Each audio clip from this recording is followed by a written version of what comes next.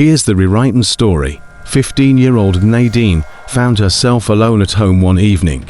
She went to bed, unaware that her life was about to take a dramatic turn. She woke up to find two men standing beside her bed. "Get dressed," they commanded. "If you try to escape, we'll handcuff you." Terrified, Nadine complied. The men escorted her out of the house, to the airport, and onto a private jet. "Do you want to know where we're going?" one of them asked, not expecting an answer. After the flight, they drove her into the desert. There, they handed her an envelope with a note inside. "Dear Nadine, this is for the best. We love you, Mom and Dad." What followed resembled a plot from a TikTok thriller. Shortly after, videos surfaced from Miami, showing a large police presence near a shopping center. Eyewitnesses claimed to have seen enormous, alien-like figures and heard gunshots. The police responded by shutting down airports and cutting power in the area. But what had really happened? Welcome back to the Drivecraft channel.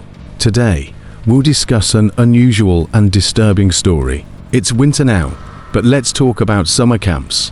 Many of you have fond memories of summer camps, swimming, hiking, and feeling independent. However, today's story is about a camp that was more of a punishment, where children were sent, and from which they might not return. The CH Foundation ran a survival camp in the Utah desert. Children and counselors embarked on a 600-day, 800 kilometers trek through scorching heat, with little to no water or shelter.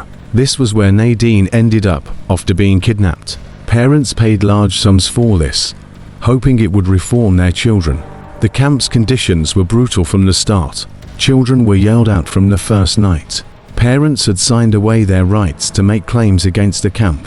The camp's intent was to break the children psychologically for their correction. Yet, it's hard to imagine any child thanking their parents for such an ordeal. In my videos, I often delve into dark subjects. It can be frightening, but it's also about biochemistry.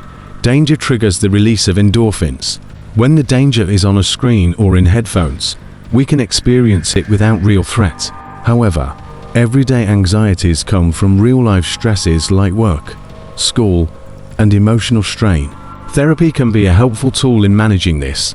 The Alta service offers affordable therapy options. By filling out a form, you can find a suitable specialist, with 90% of Alta clients finding their psychologist after the first session. Back to the teenagers in the camp.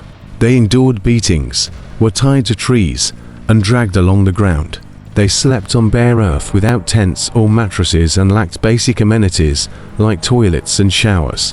Parents paid dearly for this torture. Steve Cartisan, the camp's creator, labeled the children as manipulators and liars. One day, a teenager named Matthew couldn't go any further. Counselors dragged him by his ankles through the desert until he collapsed. At the hospital, doctors counted over 80 scars and bruises.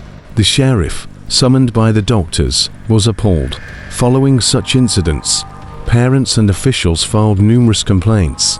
The police investigated, and the camp was shut down. Steve Cartisan had profited over $10 million from this cruel venture.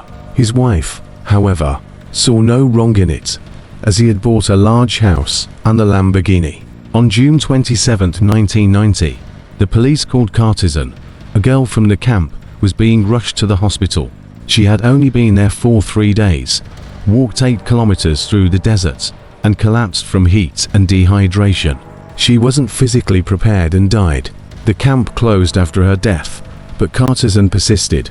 He opened a new camp in the Caribbean for wealthy teenagers who were dropped on uninhabited islands to survive without food or water. Parents once again bought into this concept. Researchers on one of the islands noticed the teens were in poor condition and alerted the police. Realizing he might be arrested, Cartisan took the children hostage and sailed from island to island, evading authorities. Eventually, the police rescued the children and sent them home. Steve Cartisan, a manipulative conman, changed his name and continued opening new camps for his cruel experiments.